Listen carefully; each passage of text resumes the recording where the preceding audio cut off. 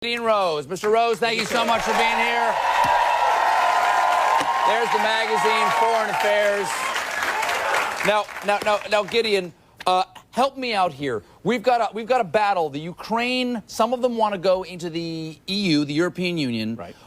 And some of them want to stay with Russia. If the Ukraine's not in Europe right now, what continent is it on? Well, it's part of Eurasia, but it's part of Eastern Europe and the former Soviet bloc. It's basically Robin to Russia's Batman. And the challenge here is to try to attract it to the West, to get it to flip sides. So the rebels in the streets, what are they fighting for? They're fighting for a better future. Countries have a development... That sounds like a political speech. No, but it's actually true. Countries have to develop over time. And Ukraine, basically, after the end of the Soviet Union, faced two tracks. It could stay a sort of stagnant, corrupt, authoritarian country tied to Russia, or it could essentially join the West. It could modernize, liberalize, become a democracy.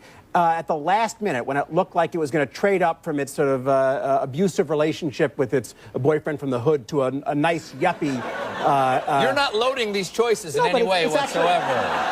It's actually true. When it looked like it was going to trade up to a better environment, at the last minute, Putin offered a bribe. How much? $15 billion. That's a lot of cash, It's a lot of cash. And the president, who himself was tied to the old elites and the eastern part of the country with ties to Russia, decided to back off the change and go join Russia. Do you know how many pirate-themed restaurants you can buy with $15 billion? The problem was the western parts of the country and the younger parts of the country and the more modern liberal parts of the country basically knew that they had no future being Russia's vassal, so they took to the streets. Is America taking sides in this in any way? If these people, the rebels are winning right now, right? Yes, just recently. Why isn't Obama spiking the ball in the end zone and calling Putin and saying, hey, you might have won the medal count, but we won the country count, biatch?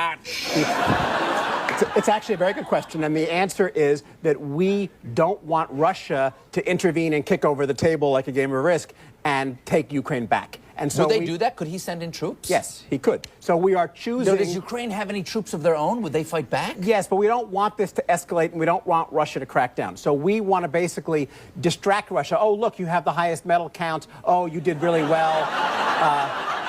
And focus on the Olympics. Here's a shiny object. We'll just take an entire country away from you. Basically. Okay. Now, wild. Yeah. That's wild. Yeah. It's just wild that that's like a humorous thing that everybody thought was outside the realm of possibility. And now here we are. Right.